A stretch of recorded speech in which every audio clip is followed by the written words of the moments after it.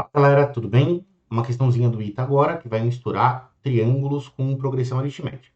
Ela fala: o número de triângulos 2 a 2 não congruentes, basicamente ele está perguntando quantos triângulos distintos você consegue montar, que tenham um perímetro 87 e cujos lados dispostos em ordem crescente formem uma PA de números inteiros, né?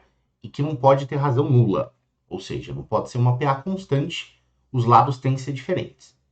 Vamos lá, vamos tentar modelar esse problema.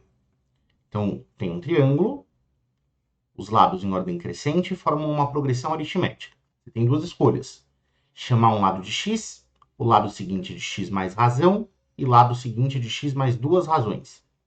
Já que progressão aritmética, né, de um termo para o próximo, eu estou sempre somando o mesmo valor. Dá para fazer assim, mas vai dar um pouquinho mais de trabalho.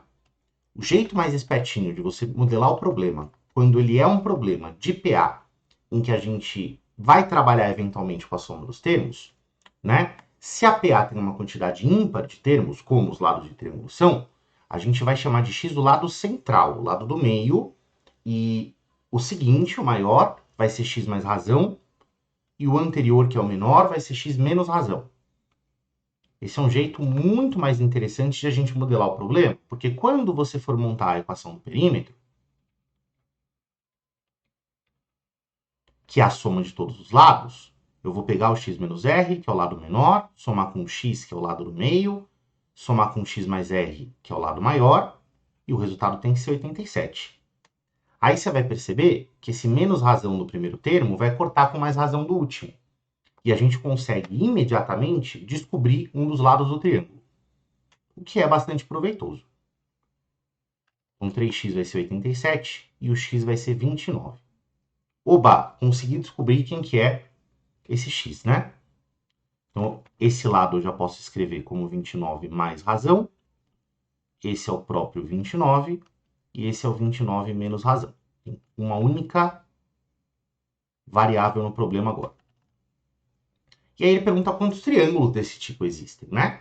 Bom, agora entra o conceito de desigualdade triangular, para a gente ver, para as várias possibilidades de valor para o R, quais delas servem para a gente construir um triângulo e quais não servem.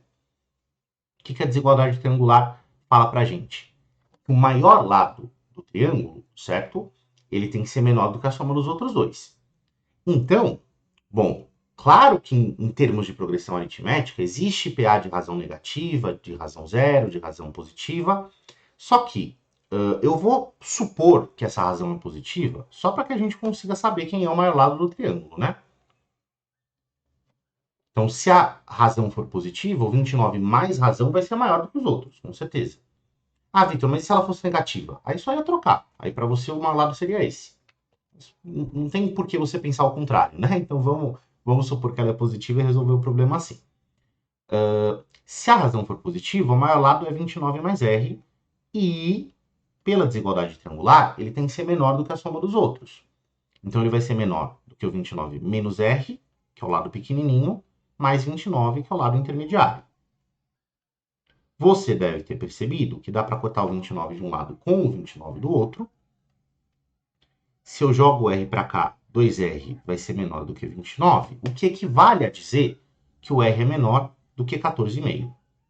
Só passar o 2 dividindo para lá.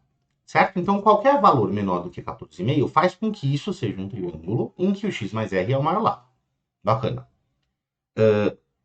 São quantos valores possíveis para o R, então?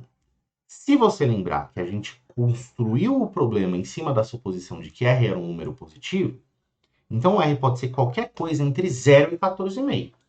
E de fato, né, nesse intervalo entre 0 e 14,5, tem 14 números que são positivos. O R pode ser 1, 2, 3, etc. Pode ser qualquer valor inteiro até o 14. São então 14 possibilidades para a razão. Cada uma dessas possibilidades vai te dar um triângulo diferente. E, portanto, a resposta do exercício é o item B. Tá bom? Espero que você tenha entendido.